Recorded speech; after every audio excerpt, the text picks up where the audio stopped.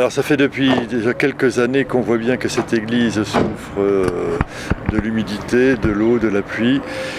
On avait fait quelques petits travaux de réparation, notamment sur la façade et sur la toiture pour retenir le plafond, mais malheureusement ces travaux un peu sommaires au départ n'ont pas permis à la toiture de résister, j'allais dire, à l'usure. Et là, depuis quelques jours, on s'est aperçu que le plafond de l'église vient de tomber, donc elle devient inaccessible et inoccupable. Donc il faut absolument trouver une solution de remplacement.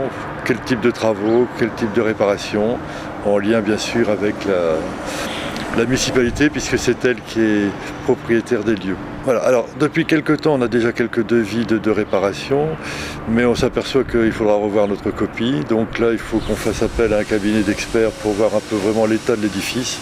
Parce que je pense qu'il est bien malade dans la partie arrière, mais bon, peut-être qu'ailleurs, il est aussi en partie à refaire, notamment du côté de la cour de l'école Saint-Jules, où vous avez pas mal d'humidité.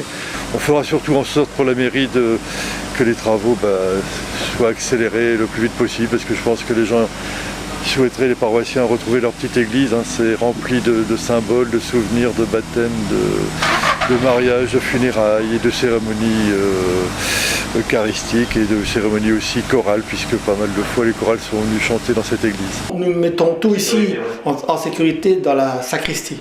C'est un lieu ici, comme vous pouvez voir, qui est plutôt privé. La sacristie, donc pour l'instant nous stockons tout ici, puis on verra plus tard. Pour éviter aussi l'humidité, puis en même temps préserver aussi, si l'église ensuite on l'ouvre pour enlever les grabats. Du coup, c'est mieux que tout le reste soit ici, protégé.